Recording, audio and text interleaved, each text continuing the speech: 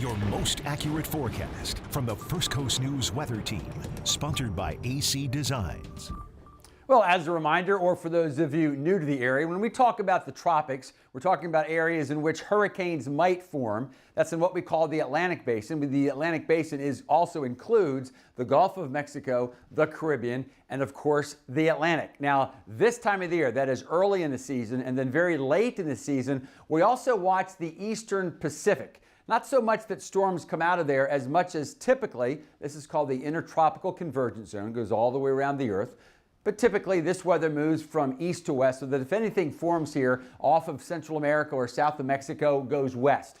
But occasionally, especially early in the season or late in the season, the weather kind of puts on the brakes here. And when it puts on the brakes here, it causes the Intertropical Convergence Zone, or the eastern part of that has energy coming this way, instead of continuing to move to the west, it gets pulled to the northwest. And that's what we think will probably happen in about a week. Again, for the rest of this week, no concerns over the Caribbean. And even if something does form, it doesn't mean it's going to be a hurricane, but it does mean, unlike the last week or so in which the subtropical jet stream we talked about, it would get in the way, so to speak. Next week, that'll change. So we'll keep a close watch on what happens there. Meanwhile, out of the northwest comes a front. Look what the thunderstorms did today at the airport. They went from 92 to 77 like that, but the front hasn't arrived yet. Won't arrive until tomorrow. If you just care about this evening, notice we do have some lightning. That's actually our biggest concern right now. The showers and thunderstorms are gradually working back toward the east, so from the west to the east. That's a reversal of what we've seen in earlier days. And the motion of the strongest of the storms are not lasting long. Well, I'll tell you what, why don't we do this? Why don't we zoom in? So this particular complex, primarily I think the strongest now, right along the Florida-Georgia border through Camden and southeastern Glenn County, will come south.